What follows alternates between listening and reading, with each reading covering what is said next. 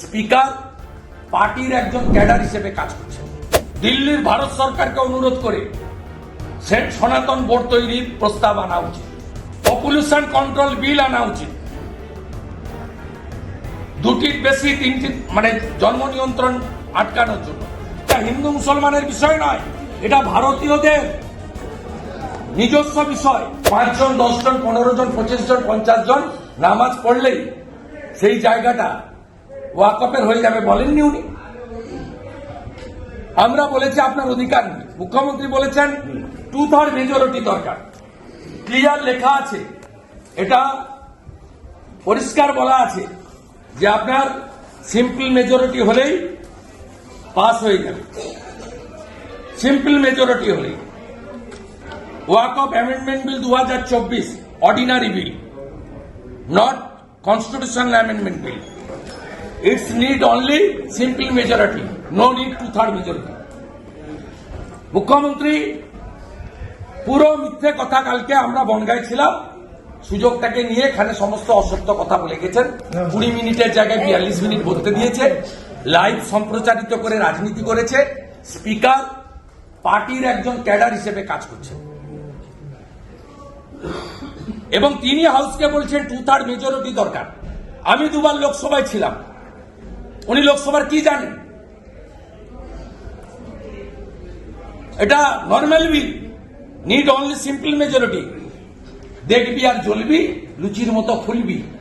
CA হয়েছে, কার্যকর হয়েছে। 370 বাতিল হয়েছে, কাশ্মীরে ভোট হয়েছে। ট্রিপল তালাক বাতিল হয়েছে। পার্ক সার্কাস ময়দানে এই সিদ্দিকুল্লাহরা মুসলিম পার্সোনাল ল বোর্ডকে নিয়ে মিটিং করেছিল, আটকাতে পারেনি। This is Hindustan. সুকান্ত পাল অপূর্ব সরকার বলেছে কেরালা ইউপিতে সনাতনদের কিছু আছে। আমরা ন্যাশনাল অ্যাক্ট দাবি করি। আমি মনে করি এই হাউসে দিল্লির ভারত সরকারকে অনুরোধ করে সনাতন বোর্ড তৈরির প্রস্তাব আনা উচিত।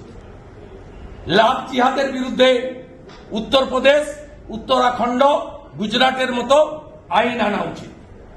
পপুলেশন কন্ট্রোল বিল আনা উচিত। দুটির বেশি তিনটি জন্ম নিয়ন্ত্রণ আটকানোর জন্য।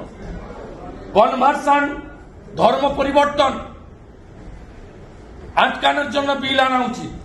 এবং অবশ্যই গোটা পৃথিবীতে নাগরিক পুঞ্জি আছে, আমাদের দেশেও পশ্চিমবঙ্গ থেকে আওয়াজ উঠবে ডক্টর শ্যামাপ্রসাদ মুখার্জির মাটি থেকে, উই ওয়ান্ট এনআরসি। প্রত্যেকটা দেশের নিজস্ব নাগরিক পুঞ্জি আছে, আমাদের দেশে কেন থাকবে না? তাহলে এখানে যে রোহিঙ্গাগুলো, যাদের ছবি আমি দুপুরের আগে আপনাদের দেখাচ্ছিলাম, সেই লোকগুলো থাকতে পারবে না? গুলশন কলোনিতে 3,500 ভোটার, 1,98,000 পপুলেশন থাকবে না?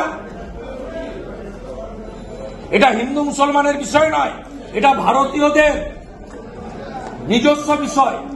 আমরা এগুলো বলেছি। এরা ওয়েস্টেজ অফ টাইম, এদের কথা কে শুনবে? মুখ্যমন্ত্রী যা বলেছে তার উত্তর আমরা সুন্দর করে দিয়ে দিয়েছি। 22 জন ওয়াকফ বোর্ডে 11 জন আছেন, আর সিডব্লিউসিতে 22 জন।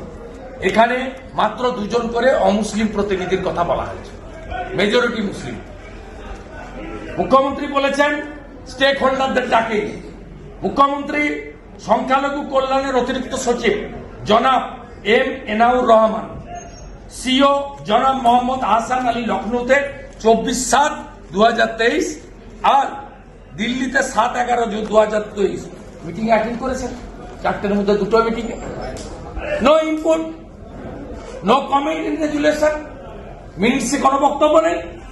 বাজার মাতানো আর মুসলমান ভোটকে, এমনিতে তো মোর দ্যান মেজরিটি মুসলিম ভোট পেয়েছেন।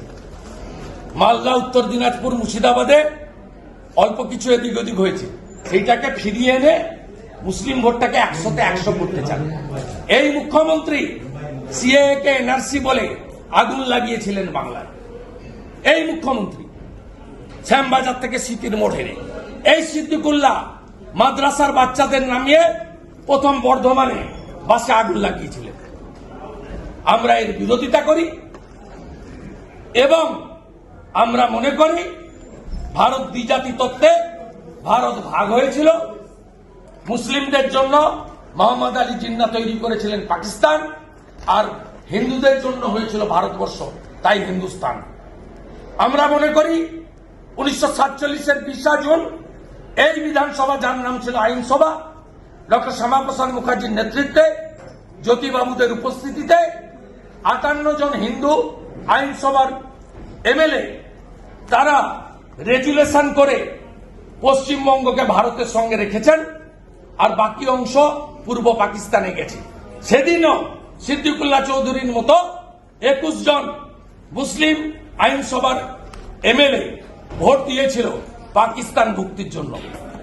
ডক্টর শ্যামাপ্রসাদ মুখার্জিকে প্রণাম করি, জ্যোতিবাবুকে সম্মান করি। তারা যদি সেদিন না করতেন, আজকে বাংলাদেশের মতো আমাদের প্রত্যেকের অবস্থা হতো। মেয়েরা শাখা পলা পড়তে পারছে না, চিন্ময় প্রভু লইয়ার পাচ্ছে না, মাথার সিঁদুর দেওয়া যাচ্ছে না, গলার কণ্ঠি নেই, মাথায় টিকা টিকি শিখা কেটে ফেলতে হচ্ছে, ধুতি পরা বন্ধ করে দিতে হয়েছে। হিন্দু ছেলেমেয়েরা কলেজ ইউনিভার্সিটি স্কুলে যেতে পারছে না, হিন্দুদের বাড়ি থেকে বেরোনো বন্ধ। আজকে যদি 47-এর 20 জুন ডক্টর শ্যামাপ্রসাদ মুখার্জি আমাদের এখানে না রেখে যেতেন, আমাদের অবস্থা একই জিনিস। বাংলা হান্টের আরো খবর দেখতে নজর রাখুন। বাংলা খবর মানেই বাংলা হান্ট।